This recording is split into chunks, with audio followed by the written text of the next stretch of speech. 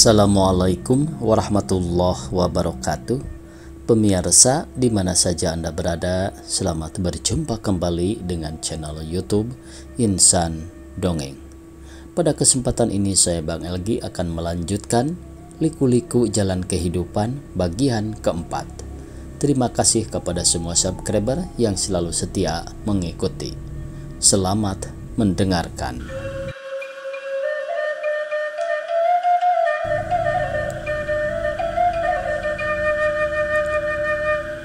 Kita mandi yuk, kata Sumo kepada adiknya. Kemarin di sana aku melihat ada kolam dan ada pancurannya. Kedua anak itu segera berlari, kemudian mereka berganti-ganti membasahi tubuh dengan air kolam yang terasa hangat, hingga dari tubuhnya mengepul asap dan napasnya berkabut. Sehabis mandi, Sumo segera bersiap, keranjangnya dikosongkan, golok diikatkannya di pinggang. Saya pergi dulu, Bu. Ibu jangan kemana-mana ya. Mau? Tak lanjut, Bu Sumo berkata, terasa berat hatinya untuk melepas Sumo pergi. Hati-hati, Mo. Ya, Bu. Sumo sebenarnya belum tahu kemana harus melangkah, tapi nyata-nyata ia berjalan ke arah luar kota. Harapannya hanya satu, yaitu mudah-mudahan ada orang yang mau menyuruh memetik kelapa.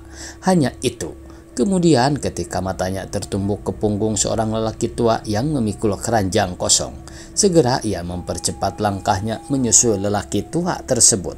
Kemudian, mau ke kebun, Pak? Ia bertanya. Yang ditanya menoleh, heran, kemudian senyum sedikit, lalu sahutnya.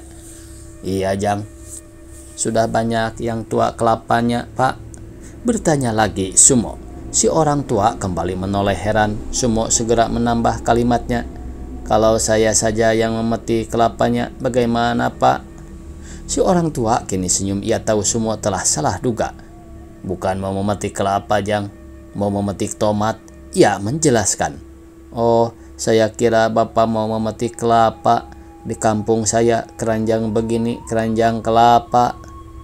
Kalau begitu, Ujang bukan orang sini ya? Betul, Pak. Dari mana? Dari kampung Anu. Nah, ini Anu ya, tidak disebutkan pemirsa tempatnya. Oh, yang baru diserang gerombolan itu barangkali ya. Kok Bapak tahu? Kemarin Bapak mendengar dari lurah. Si orang tua menjelaskan. Sudah lama Ujang di sini? Baru 4 hari. Oh, kalau begitu Ujang masih di sana ketika gerombolan itu menyerbu. Betul, Pak. Si bapak kembali menoleh, kali ini dengan pandang menyelidik. Saya menyaksikan sendiri peristiwa itu, Pak. Wah, kejam betul. Sumo lantas saja menceritakan pengalamannya. Seorang tua mendengarkan dengan penuh perhatian. Lalu hatinya tiba-tiba bergetar. Kembali ia menoleh kepada Sumo. Nampak wajah yang tulus dari seorang pemuda tanggung yang sederhana. Orang tua itu percaya akan apa yang diceritakan Sumo. Dan timbullah rasa kasihan dalam hatinya. Ia bertanya, Ibu dan adik Ujang di mana sekarang? Ada di sini, Pak. Maksud Bapak menumpang di mana? Tidak menumpang pada siapa-siapa, Pak, kata Sumo seraya menunduk. Sementara ini saya dan ibu tinggal di ujung lapangan. Sumo menunjuk dengan jarinya. Ya, memang sekarang ini sangat sukar tempat tinggal, Jang. Rumah sedikit, orang tambah banyak. Masih jauh kebunnya, Pak. Sumo mengalihkan percakapan. Tuh, sudah kelihatan. Si orang tua menunjuk ke arah kebunnya. Boleh saya melihat, Pak? Tentu saja, tapi Ujang sebenarnya mau kemana? Tadinya saya mau memburu memetik kelapa, barangkali saja ada hasilnya. Kalau begitu, Ujang pandai memanjat pohon kelapa ya? Pandai sih tidak, Pak, kata Sumo kemalu-maluan. Keduanya kini diam tapi kakinya melangkah terus. Sesaat kemudian sampailah mereka ke kebun yang dituju. Si orang tua meletakkan keranjangnya, kain pelekatnya diikatkan ke pinggang, kemudian digulungkan rokok kawung hampir sebesar kelingking. Dinyalakannya dan sebentar kemudian mengepullah asapnya, menghalau asap yang mengurumuni mukanya. bagus sekali kebunnya, Pak. Oh, besar-besar lagi tomatnya. Nah, ini sudah tua betul. Wah, ini sampai belah, Pak. Kepanasan barangkali. Begitulah dengan tidak diminta Sumo membantu orang tua itu bekerja sambil mulutnya tak henti-henti bicara. Dengan demikian sebentar saja pekerjaan orang tua itu selesai. Kini orang tua itu bertolak pinggang menghadapi tumpukan tomat dekat keranjangnya. Kebingungan ia karena jelas keranjangnya tak akan cukup dimuati tomat sebanyak itu. Diisi keranjangnya, Pak? Tanya Sumo seraya memandang si bapak. Iya, kata si bapak sambil membungkuk. Lalu mulailah ia memuatkan tomat ke dalam keranjang. Tidak muat semua, Jang. Pakai keranjang saya saja. Sumo menawarkan jasa. Ujang kan mau memburu. Tak apa, Pak, masih pagi. Begitulah rencananya hendak memburu memetik kelapa. Nyatanya Sumo membantu si bapak mengangkut tomat. Ternyata jauh juga rumah orang tua itu, tapi Sumo tak merasa lelah karena ia sudah biasa bekerja berat. Tomat-tomat itu oleh si bapak semuanya dituangkan ke balai-balai untuk dipilih lagi yang kecil dengan yang kecil, yang besar dengan yang besar. Setelah selesai membantu si bapak, Sumo bersiap-siap untuk meneruskan perjalanan, tapi si bapak menahannya. Jangan pergi dulu, Jang, kita sarapan dulu. Perkataan seorang tua menyebabkan Sumo menelan ludah. Perutnya yang sudah beberapa hari tak bertemu nasi mendadak berontak dan berteriak tak henti-hentinya. Tapi tawaran si bapak merupakan tawaran yang asing baginya. Belum pernah seumur hidupnya ia turut makan di rumah orang yang belum dikenalnya, kecuali di tempat orang pesta. Karena itu ia ragu-ragu untuk menerima tawaran si bapak. Tapi sementara itu perutnya terus-menerus berteriak minta nasi.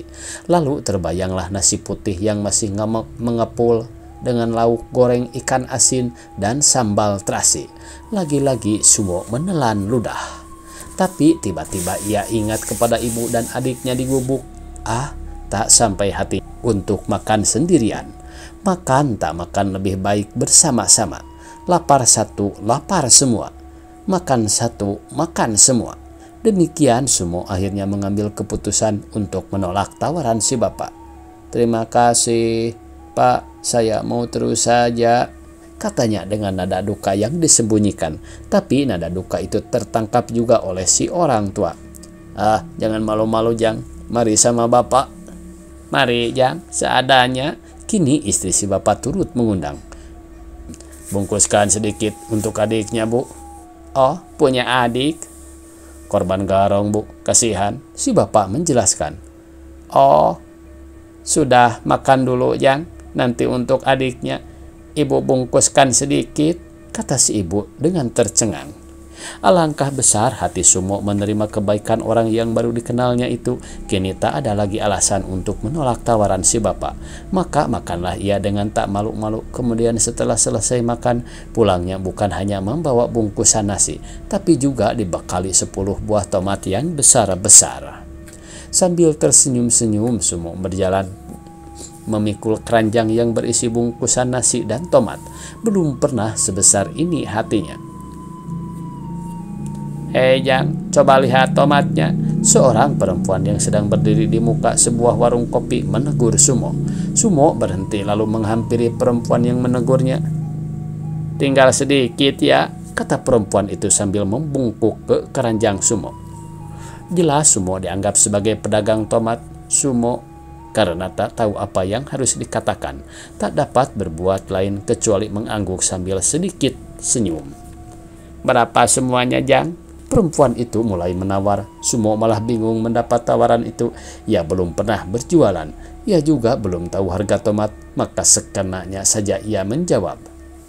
Ibu berani berapa? Ditanya-tanya lagi. Perempuan itu mengernyitkan kening. 2 perak saja semuanya ya. Ada juga harga tomat ini, pikir Sumo. Lalu ia mulai bertahan. 6 perak saja, Bu. Yang betul saja, Jang. Masa tomat 10 biji 6 perak? 4 perak ya. 5 deh, Bu. Si Ujang, mahal amat jualannya. Dikasih tidak? Ya, 5 perak saja. Sumo bertahan. Perempuan itu menggerakkan tangan ke dadanya dan dari dalam kebayanya ia mengeluarkan sapu tangan yang dilipat. Dibukanya lipatan sapu tangan itu dan 5 rupiah diberikannya kepada Sumo. Kalau tidak malu sebenarnya Sumo ingin lari agar lekas sampai ke gubuknya. Tetapi ketika sampai ke gubuknya ia tidak bertemu dengan ibunya, ia hanya bertemu dengan Dali, adiknya, sedang tidur dengan mulut terbuka dan dengan tangan sebelah di bawah kepala, sebelah lagi di atas perut yang tidak tertutup karena bajunya tidak dikancingkan. Adiknya tidak lantas dibangunkan melainkan lebih dahulu dipandanginya sedetik 2 detik. Lapar kau, Sumo berbisik seraya berjongkok memegang tangan adiknya. Dali menggeliat, kemudian merintih, kemudian membuka mata, kemudian berkata sambil meringis, "Sakit perut saya, Kak." Masuk angin barangkali. "Makanlah, ini aku bawa nasi sedikit," kata Sumo. Dali beringas kata-kata abangnya telah merupakan obat manjur. Sakit perutnya seketika itu juga sembuh. "Mana nasinya, Kak?" "Tunggu sebentar." Sumo membuka bungkusan nasi dan memisahkan sebagian untuk ibunya. Sisanya diberikan kepada Dali. Amboi pemirsa, Dali seperti mendapat lotre saja ketika itu. Wajahnya berseri-seri, segera ia makan dan tak ada sebutir pun sisanya. Jelas ia belum kenyang. Matanya melirik ke nasi untuk ibunya. "Ibu pergi kemana, Li?" "Tidak tahu aku." "Sudah lama perginya?" "Lama juga, Kak. Barangkali cari kerjaan." "Tidak pesan apa-apa?" "Hanya pesan aku jangan kemana-mana." Tadinya pemirsa habis mengantarkan makanan, Sumo hendak meneruskan usahanya, tapi karena ibunya tak ada, terpaksa ia mengurungkan niatnya sampai ibunya kembali. Sebagai pengisi waktu ia membersihkan keranjangnya dengan rumput kering. "Mana bisa bersih pakai rumput, Kak Sumo? Cuci saja, mari saya yang cuci." "Kan perutmu sakit. Sekarang sudah baik. Biar bersih ya. Lihat saja nanti, tanggung bersih." Sepeninggal Dali, Sumo termenung ingat pengalamannya tadi membantu orang tua, lalu diberi makan, lalu diberi tomat, lalu tomat dijual, lalu memperoleh 5 rupiah. Baik benar orang tua itu. Hati kecil Sumo memuji, tangannya begitu saja meraba kantong baju, uang 5 rupiah dikeluarkan, dipandangi. Kalau ada modal barangkali lebih baik jualan, Sumo bergumam. Kemudian termenung sejurus lamanya. Tak berapa lama ia menepuk pantat agak keras. "Ya, aku akan jualan," katanya pasti. Kemudian termenung lagi. Ada 2 buah pertanyaan yang muncul di kepalanya, yaitu apa yang akan dijual dan dari mana modalnya. 2 pertanyaan itu telah memusingkan kepalanya dan memaksanya berjalan hilir mudik di depan gubuknya sambil menggendong tangan dan menekur kepala. Apa yang akan dijual dan dari mana modalnya? Terus-menerus pertanyaan itu memusingkan kepalanya. Meski ia memeras otak, tak juga terjawab pertanyaan itu. Sumo jadi kesal uring-uringan seorang diri. Disepaknya rumpun jarong yang tumbuh di depan gubuk. Au! Begitu ia menyepak, begitu ia mengaduh sambil mengangkat kaki, rupanya di bawah rumpun kecil itu bersembunyi sebuah batu. Kakinya luka. Dengan geram Sumo melemparkan batu kecil itu ke kebun. Kini ia duduk dengan muka merengut, lalu lupalah ia kepada kedua pertanyaan yang tadi memusingkan kepalanya. Perhatiannya kini ditujukan kepada kakinya yang berdarah. Diusapnya darah itu dengan ibu jarinya, ia berjingkat-jingkat memetik pucuk rumput borangan. Lalu dikunyah lumat, kemudian kunyahannya ditempelkan ke atas luka, dan beberapa detik kemudian darahnya berhenti keluar. Jamak laki-laki. Sumo menghibur dirinya sendiri sambil masuk ke dalam gubuk. Ia duduk bersandar ke dinding tanah, kemudian dengan tidak sengaja matanya tertumbuk ke sudut bakul yang berisi bahan-bahan dapur. Warna basah pada sudut bakul itu telah menarik perhatiannya. Minyak kelapa tumpah. Ia memastikan. Kemudian dikeluarkannya isi bakul itu satu persatu. Betul, botol minyak kelapanya sudah kosong. Sayang, sayang, Sumo menggerutu. Disimpannya botol minyak itu di pojok gubuk. Sumo termenung lagi. Wajahnya masih menunjukkan rasa jengkel. Padahal kalau minyaknya tak tumpah, ia bisa membuat keripik goreng lebih enak digoreng daripada dibakar. Lebih enak digoreng daripada dibakar, bukan? Beli saja minyak, kan ada 5 rupiah. Sumo terperanjat, kemudian tersenyum. Besar hatinya punya uang 5 rupiah. Senyum lagi, lalu plak, plak. Tiba-tiba ia menepuk pantat. Senyum lagi, senyum. Karena kini dengan tidak disengaja ia telah memperoleh jalan. 2 pertanyaan yang tadi mengganggu kepalanya kini telah terjawab. Maka besar sekali hatinya sehingga dadanya jadi berkembang. Mengalunlah dari mulutnya tembang Cianjuran. Kemudian setelah dari datang, ia segera menyambutnya dengan berita besar. Besok aku akan jualan, Li. Kau mau ikut? Jualan apa, Kak Sumo? Dali tercengang. Lihat saja nanti, tapi kau harus membantu. Janji? Iya, janji. Tapi bilang dulu jualan apa? Nanti kau tahu sendiri. Tapi Kak Sumo, kalau aku ikut jualan, siapa yang tunggu gubuk? Kan ada ibu. Ibu kan mesti cari kerjaan. Kalau kita jualan, ibu tak usah cari kerjaan. Sudah, sekarang carilah dulu batu yang agak besar. Barang 3 biji, sekalian cari kayu bakar. Jualan apa sih, Kak Sumo? Dali masih penasaran. Pokoknya cari dulu batu dan kayu bakar. Nanti juga tahu sendiri, kata Sumo lagi kepada adiknya yang bernama Dali. Untuk apa cari batu segala, Kak Sumo? Aku mau membikin tungku. Sudah, pergi sana. Sepergi Dali, Sumo sendiri juga segera bekerja. Kuali diambil dan dibersihkan. Keripik dijemur lagi agar kering betul. Setelah itu ia menyusul Dali ke kebun. Lalu dibantunya mengumpulkan ranting-ranting untuk kayu bakar. Dan setelah memperoleh cukup banyak, keduanya segera kembali. Batunya besar, Li. Sudah ada, nanti ku ambil, sahut Dali. Ambillah sekarang dan sekalian pasang. Aku mau membeli minyak dulu. Uangnya, Kak, dari mana? Kan ada ibu.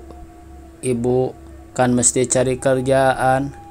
Kalau kita jualan, ibu tak usah cari kerjaan. Sudah, sekarang carilah dulu batu yang agak besar, barang 3 biji. Sekalian cari kayu bakar, kata Sumo kepada Dali. Jualan apa sih, Kak Sumo? Dali masih penasaran. Pokoknya cari dulu batu dan kayu bakar, nanti juga tahu sendiri. Untuk apa cari batu segala, Kak Sumo? Aku mau bikin tungku. Sudah, pergi sana. Sepergi Dali, Sumo sendiri juga segera bekerja. Kuali diambil dan dibersihkan. Keripik dijemur lagi agar kering betul. Setelah itu ia menyusul Dali ke kebun. Lalu dibantunya mengumpulkan ranting-ranting untuk kayu bakar. Dan setelah memperoleh cukup banyak, keduanya segera kembali. Batunya belum, Li. Sudah ada, nanti ku ambil, sahut Dali. Ambillah sekarang dan sekalian pasang. Aku mau membeli minyak dulu. Uangnya? Jangan tanya-tanya, pokoknya kau tahu beres. Sumo menyambar botol minyak lalu pergi. Pulangnya ia mampir ke warung kopi meminta api, dan ketika tiba kembali di gubuk, ternyata Dali telah siap. Segera kedua anak itu bekerja menggoreng keripik singkong, tentu saja sambil selang sebentar memasukkan keripik goreng itu ke mulutnya. Keripik itu tidak digoreng semua. Yang sudah digoreng oleh Sumo ditaruh di atas nampan, disisihkan sedikit untuk ibunya. Dali mengambil pula segenggam dan membawa ke belakang gubuk, kemudian duduk di atas gili-gili lapangan, goyang-goyang kaki sambil mengunyah keripik goreng. Tapi sementara itu matanya selang sebentar menengok ke jalan. Ibu datang, ibu datang. Sesaat kemudian terdengar Dali berseru, lalu segera ia berlari memburu ibunya. Lama benar ibu pergi, sudah kesal saya menunggu. Dari mana saja ibu? Kak Sumo sudah dari tadi menanti. Dia dapat nasi, Bu, enak deh. ada ikannya, lagi putih pula nasinya. Mengetahui ibunya datang, Sumo segera mengambil nasi yang telah disediakan, kemudian diulurkannya kepada ibunya. Girang bercampur heran Bu Sumo menerima pemberian itu. Girang karena memang ia sangat lapar, heran karena tak mengerti dengan cara bagaimana Sumo memperoleh nasi itu. "Oh, kau menggoreng keripik pula? Tak tahu aku kalau kita ada minyak." "Minyaknya baru dibeli, Bu." "Oh." Sumo segera menceritakan apa yang telah dialaminya, dan dengan cerita itu lenyaplah keheranan Bu Sumo, berganti dengan rasa syukur yang tidak terhingga. Waktunya habis pemirsa, dicukupkan sekian, semoga esok kita bisa berjumpa kembali. Billahi taufiq wal hidayah. Wassalamualaikum warahmatullahi wabarakatuh.